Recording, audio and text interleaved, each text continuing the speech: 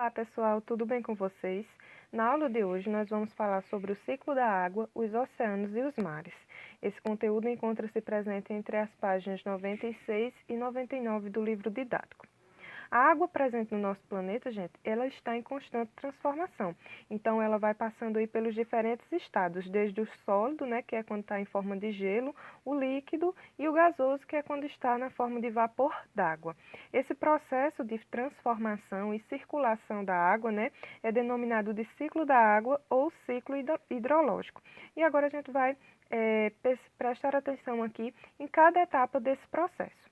Primeiramente, gente, tem que perceber a questão aí do Sol. O Sol, né, que fica emitindo aí a radiação, emitindo calor. Esse calor faz com que a água armazenada nos oceanos, nos rios e nos lagos, né, ela evapore. Não só a água dos oceanos, rios e lagos, como também a água presente nos vegetais, nas plantas, que é chamada de evapotranspiração, tá certo? Essa evaporação vai formar aí as nuvens, tá certo? E quando essas nuvens elas estão muito carregadas de gotículas de água, elas vão precipitar, ou seja, vai ocorrer a chuva, tá certo? Em áreas de clima muito frio, essa precipitação vai ser em forma de neve, tá bem? Por conta das baixas temperaturas. Depois da precipitação, gente, parte dessa água ela vai escoar e parte ela vai infiltrar, abastecendo o lençol freático, né, as reservas de água subterrânea, tá? E depois essas águas, né, superficiais, elas vão escoar novamente até os oceanos, vão escoar até os rios e os rios vão desaguar, né, aí nos oceanos, tá certo?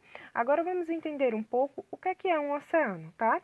Então, o oceano, gente, é uma grande massa de água salgada, né, uma grande área de água salgada que cobre aí a maior parte da superfície terrestre. Então, a maior parte da superfície do nosso planeta está coberta pelos oceanos, pela água dos oceanos, tá? E essa água ela vai circundar e separar os continentes, que são as massas de terras, tá bem? A água do oceano, pessoal, ela é bem salgada, tá? Então, por qual motivo, né, a água dos oceanos ela tem um teor maior de sal? Então, é justamente porque nela há muitos sais dissolvidos, tá? Esses sais que são oriundos do solo, né, das rochas, eles vão se concentrar bastante nos oceanos, né? As águas dos rios também contêm sais, mas em menor quantidade. É por isso que ela é conhecida como água doce, tá? Então, existem 4 oceanos, pessoal, mas existe ainda uma discussão com relação a um quinto oceano, que é o Oceano Glacial Antártico, tá? Mas na classificação de hoje nós vamos utilizar apenas os 4 que são reconhecidos como oceanos. Então, primeiramente o Pacífico, o Atlântico, o Índico e o Glacial Ártico, tá bem? Então, com relação ao Glacial Antártico, algumas literaturas colocam que realmente é e outras não. Alguns cientistas afirmam que não, tá bem? Então, prosseguindo aqui para que vocês observem, o Pacífico, né? Percebam que ele vai desde a América, tá? Até a Ásia ali e a Oceania. Claro que isso aqui é uma representação do globo, né? E essa representação está sendo feita num plano, é por isso que ele está presente dos dois lados, ok? O Oceano Atlântico, o Oceano Índico, o Oceano Glacial Ártico e o Oceano Glacial Antártico, né, que por uns pesquisadores é reconhecido e por outros não, tá certo? Então, primeiramente, vamos falar um pouco sobre as características do Oceano Pacífico, tá? Então, o Pacífico, gente, é o maior oceano do mundo, tá? E cobre cerca de 1/3 da superfície terrestre. Ele vai se localizar entre a América, como eu mostrei para vocês, a Ásia e a Oceania, ou seja, entre 3 continentes.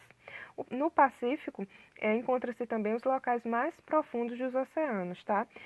Que no caso é a Fossa das Marianas, com aí 11 mil metros de profundidade, tá certo? Então, para que vocês possam perceber o que é uma fossa oceânica, é uma depressão, tá? Só que no fundo do oceano, é uma área deprimida, rebaixada mais no fundo do oceano. E a área mais profunda do fundo dos oceanos encontra-se no Oceano Pacífico, ok? Aqui uma imagem, tá, da Fossa das Marianas, fica como eu já falei, no Oceano Pacífico, nas proximidades da Oceania, desse continente, tá bem? Gente, no Pacífico também ocorre uma área que ela é chamada de Círculo de Fogo. E por que ela é chamada de Círculo de Fogo, gente? Por conta da grande presença de vulcões ativos, tá? Então, em torno desse oceano existe uma área de instabilidade geológica. Como nós vimos, né, quando estudamos as placas tectônicas, esses locais de encontros de placas são os locais que ocorrem também os maiores abalos sísmicos e que também ocorrem existem o maior número de vulcões, tá?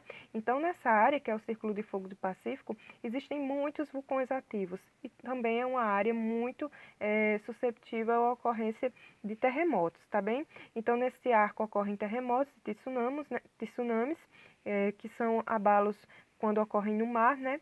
E formam-se ilhas vulcânicas e cadeias montanhosas submarinas, tudo por conta aí dessa tectônica de placa. Então, aqui para que vocês possam perceber, né, que pega ali desde a costa do continente americano, passando ali pela costa do continente asiático e também pelas proximidades, pela Oceania também, ok? Então, esse círculo aí, que circunda o Oceano Pacífico, é uma área geologicamente ativa.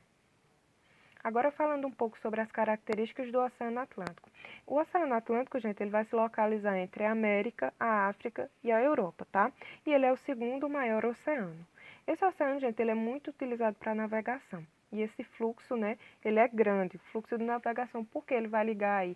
Ele vai ligar a Europa, a América e também a África.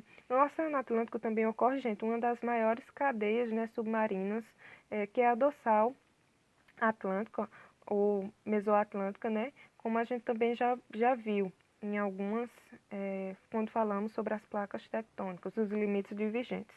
Então, aqui eu coloquei só para que vocês pudessem ver ali, né? De um lado está a África, do outro lado a América e acima da África está a Europa, tá bem? E aqui bem no centro, que vocês podem ver, identificar essa parte mais esbranquiçada é justamente a área onde se encontra a dorsal atlântica ou mesoatlântica. Aqui uma foto submersa, né, dessa cadeia montanhosa que fica abaixo do oceano, tá bem? Agora sobre o Oceano Índico. Ele se localiza entre a África, a Ásia e a Oceania, tá certo? E é o terceiro maior oceano do mundo. Esse oceano, gente, ele é muito importante na rota dos navios petroleiros que partem do Oriente Médio. O Oriente Médio é uma região da Ásia, tá? Que é a maior produtora de petróleo do mundo. Então, esse petróleo que sai da Ásia, com direção a outros continentes, né, utiliza o Oceano Índico como rota, tá certo? E também dentre as várias atividades, né, que ocorrem nesse oceano, a gente também pode destacar a pesca do atum, tá? E a exploração do petróleo. Então, ali eu coloquei para que vocês pudessem ver, né, a localização entre a África, a Ásia e a Oceania. E essa área aqui é justamente a área do Oriente Médio, de onde partem os navios petroleiros. Então, o Oceano Índico é uma importante rota aí de escoamento do petróleo, tá? E aqui eu coloquei uma imagem representando a pesca do atum, tá? Também nesse oceano. Agora sobre o Oceano Glacial Ártico, né? O oceano gelado. Então, nesse oceano localiza-se o Polo Norte da Terra, tá? Que são as áreas mais frias, né, do nosso planeta. Então, encontra-se aí no extremo norte da América do Norte e entre a Europa e a Ásia, tá? Suas águas, elas apresentam baixas temperaturas, como eu já falei, são geladas, né? E parte delas permanecem ao longo de todo o ano congeladas, tá bem? Nesse oceano, gente, é comum a presença de icebergs, né? Que são grandes pedaços de gelo. E esses icebergs, eles dificultam a navegação. Então, esse oceano não é muito apropriado para navegação por conta da presença aí de grandes blocos de gelo. Essa região ártica, gente, apesar dessas condições naturais, né, de ser muito fria, ela ainda é habitada, tá, ela é habitada há centenas de anos, né, por alguns povos nativos que são adaptados a viver nessas condições. Então, aqui eu coloquei uma imagem e aqui outra dessa área, né, que é banhada pelo Oceano Glacial Ártico, ok? Agora vamos falar um pouco sobre os mares, né? Qual é a principal diferença entre os mares e os oceanos? Então, os mares, gente, ao contrário dos oceanos, são massas de água salgada também, mas que se localizam próximas ao continente, ou seja, é aquela parte que banha os continentes, tá? Ou também eles podem adentrar nos continentes, tá ok? Por uma passagem. Então, os mares são aquela parte que fica banhando o continente que a gente também conhece como litoral ou como praia, tá bem? Existem 3 tipos de mares. Existe um mar aberto, o mar interior e o mar fechado. O mar aberto é aquele que se comunica com o oceano, né, por uma larga passagem. Então, ele tem uma larga passagem para se conectar aí com o oceano. O mar interior, né, ele vai se comunicar com o oceano ou com outro mar por um estreito canal, tá? E o fechado é aquele que não possui nenhuma comunicação, nenhuma conexão com oceanos e outros mares. Vamos observar alguns exemplos.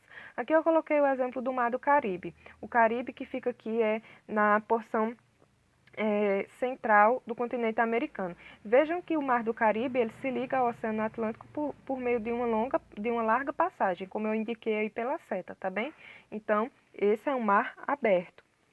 Agora, um mar interior. O mar interior é aquele que adentra o continente e que se conecta ao oceano por meio de uma estreita passagem. Eu coloquei o exemplo aqui do mar Mediterrâneo. Percebam aí nessa parte indicada pela seta, né, uma estreita passagem conectando o mar Mediterrâneo ao Oceano Atlântico. E aqui um mar fechado, que eu coloquei como exemplo o Mar Morto. O Mar Morto, gente, ele está localizado lá na Ásia, né? E ele não se conecta nem com o oceano, nem com outro mar, tá bem? Não tem nenhuma passagem, por isso que é chamado de mar fechado, tá bem? Então, por hoje, a nossa aula vai ficando por aqui e até a próxima semana.